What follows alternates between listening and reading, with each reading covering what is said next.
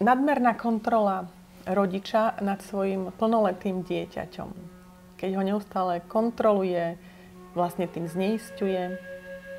A potom v podstate prichádza do terapie dospelá žena, približne v našom veku, prípadne tak trošku viac, okolo 50-55, s tým, že jej 28-ročná dcéra alebo syn nejak ešte nie sú na poriadku a príde sa informovať, že čo ona urobila zle alebo môže teraz napraviť, aby ten mladý človek, dieťa, sa tak nejak zdravo vyvíjal. Čo by si jej poradil napríklad ty? Tak, s týmto sa bohužiaľ fenoménom stretávam denne. Bohužiaľ, pretože to je o narušení hraníc. Napadá ma taká vec, že hyperprotektívna, prílišne starostlivá matka vychová vlastne dieťa, ktoré je závislé a odkázané na jakúkoľvek pomoc druhých. Myslím si, že je to nezdravé v tom, že nedochádza k prirodzenému odpútaniu sa od rodičov v docielení alebo v dospelosti. Dospelosť je definovaná ochotou prevziať za seba zodpovednosť. Takže v podstate zvýšená starostlivosť, zvýšená kontrola svojich detí vedie vlastne k nedospeniu. A ja si myslím, že problém v dnešnej doby je to obrovský, pretože je obrovské množstvo žien, matiek, ktoré vlastne týmto prístupom neumožňujú ani tým mužom dospieť, sú naďalej ako de facto malé deti.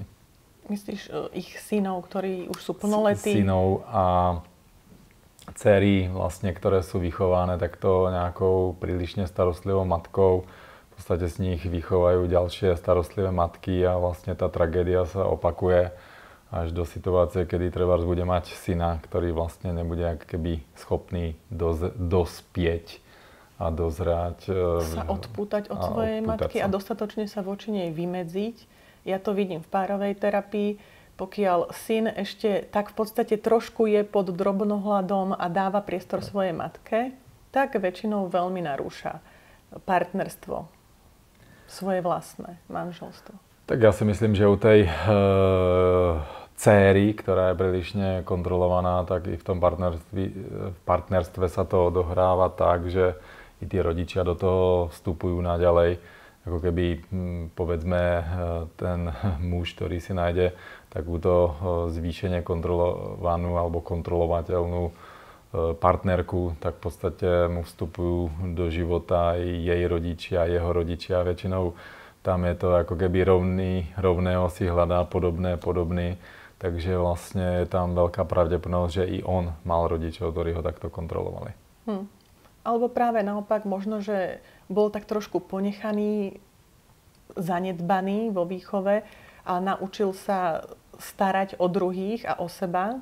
Lepšie povedané, nie až tak o seba, ako o druhých. A preto si nachádza partnerku, ktorá bude na ňom tak trošku závislá. Tak ja do toho vstúpim. Čo je na tom pravdy? Tak toto majú všetci moji pacienti, ktorí sa liečia so závislosťou. Bohužiaľ, tam tá tragédia spočíva v tom, že tá matka, ktorá sa stará zvýšene o svoje dieťa, dalo by sa povedať, že mu zametá cestičku pred akýmkoľvek úkorím v živote, chráni ho pred všetkými možnými negatívnymi dopadami, vplyvmi, tak v podstate to vychová dieťa, ktoré není schopné adekvátne a rozumne zvládať ten bežný život. A akákoľvek prvá prekážka v podstate vedie toho človeka k psychickému skoro zhrúteniu, či tí ľudia nie sú schopní vlastne zvládať akékoľvek kríze, ktoré nastávajú. I pre nás možno banálne, pre niekoho vlastne neprekonateľné. Trebárs medzi taký ako banálny problém je ísť si samostatne, kúpiť vybavenie do bytu a sám sa rozhodnúť. Potrebuje podporu a odobrenie matky, prípadne oboch rodičov. Stretol si sa s tým, že je alebo existuje závislosť na rodičoch? Na ich úsudku, na názore, na takom potvrdení? Tak pretože tí rodičia to sú najsilnejšie osoby v tom smysle tej nejakej citovej väzby. Takže tam, pokiaľ sa naruší taká ako zdravá citová väzba alebo vzťah, tak sa to prejavuje práve v tom partnerskom živote a súčasne nenaplnenie v tejto oblasti vedie práve k zneužívaniu, alebo jedna z tých možností, ale najčastejších je zneužívanie návykových látok a alkoholu ako formu určitého pohľadenia pocitového pri nedostatočnej nejakej náklonnosti a spokojnosti. Takže závislosť o rodičoch, ten termín medicína nepozná. Poznáme termín závislosť na druhej osobe, ale doopravdy je to v kontextu partnerskom.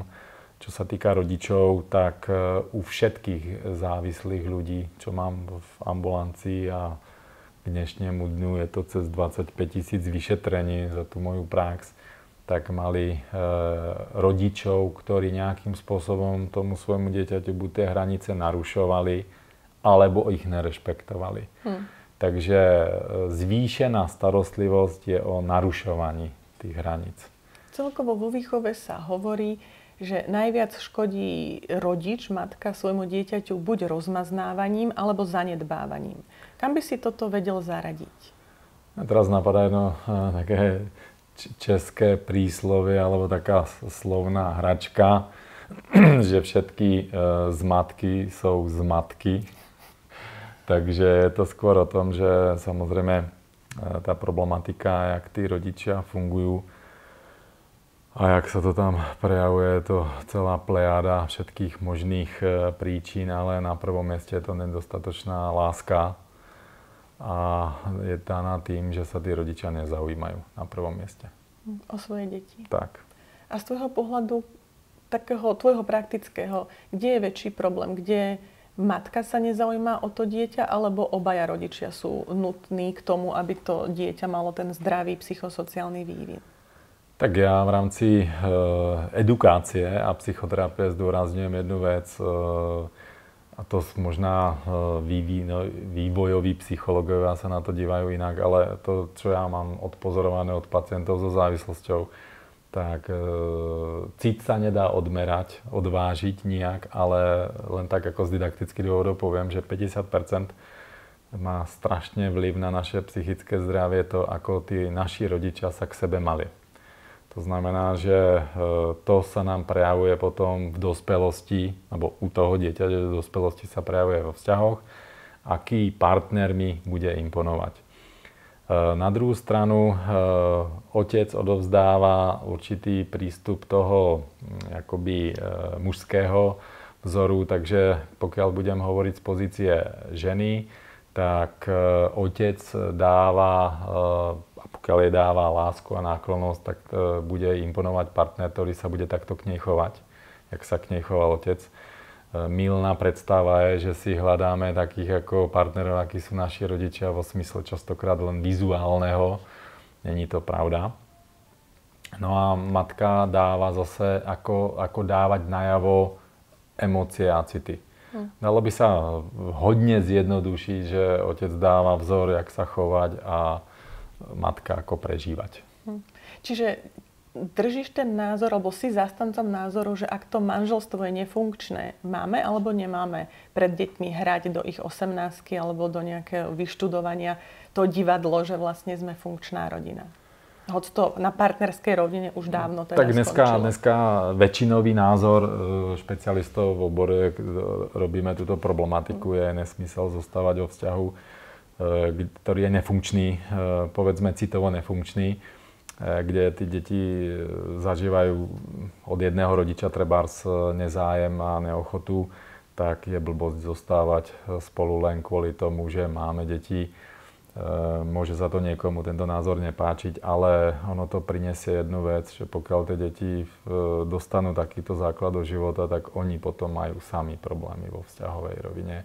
Takže vlastne to, čo neurobili tí rodičia, tak im sa to bude diať. To znamená, že rozpadať vzťahy.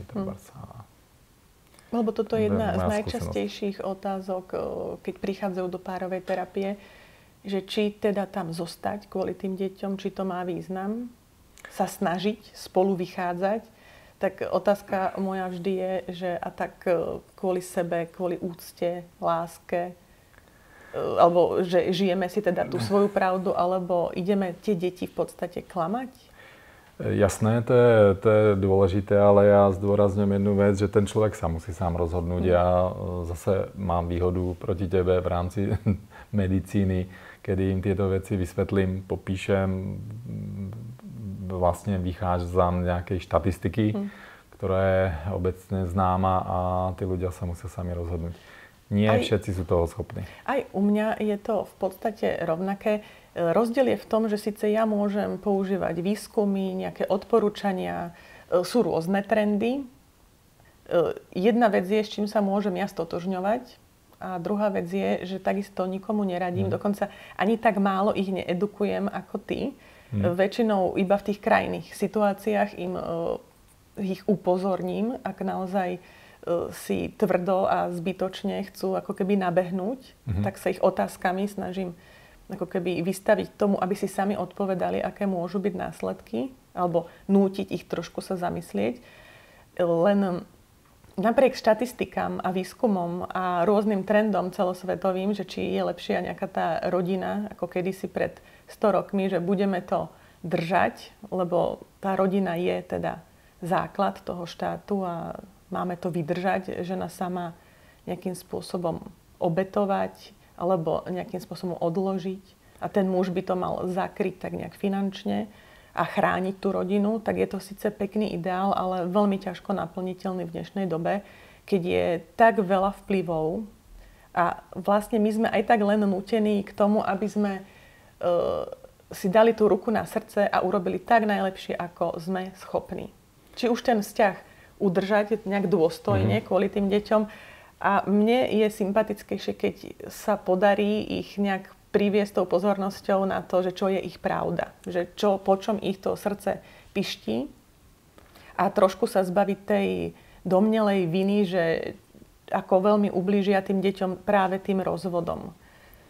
A nie je jednoduché si pre niektorých ľudí pripustiť, že veľmi ubližujú práve tým, keď vidia, že hneď ako deti zalahnú do postele, prichádza tam neskutočná dráma alebo dusno, v ktorom tie deti tak či tak vyrastajú, aj keď pred nimi hrajú to divadlo. Určite.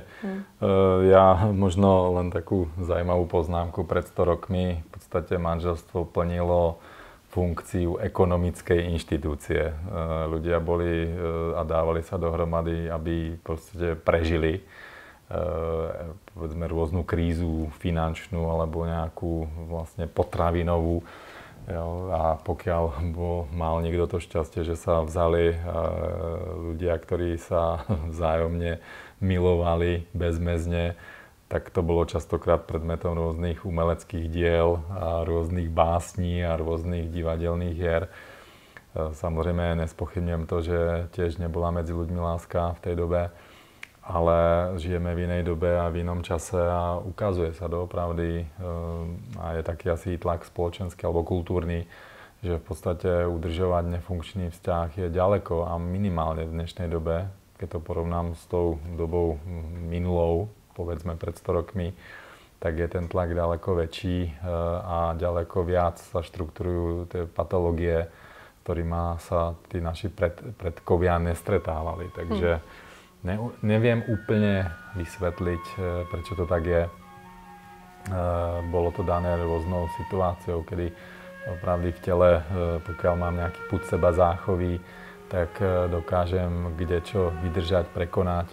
Pokiaľ budem vedieť, že by som, odišiel z nefunkčného vzťahu, ale ekonomicky sa totálne zrujnujem, tak samozrejme zostanem v tom, čo je, pretože predsa len je to pre mňa väčšia istota, ale nie tá citová. Ale treba s tým pracovať z rôznych rovín. To je veľmi zložitá téma a každý jeden z nás by mal nad tým minimálne premýšľať. Ďakujem ti, Juraj, za rozhovor. Ďakujem, Radka. Prajem našim divákom, nech sa im darí v živote a nech zvládajú krízy bez nejakých väčšej újmy na zdraví. Čitateľom prinášame knihu o sebaúcte a sebahodnote. Okrem príbehov z praxe mne nájdete cenné rady a nástroje, ako sa vysporiadať s náročnými situáciami a budovať zdravé vzťahy. Knihu Prebudzanie slnečnej sily nájdete v knihkupectvách.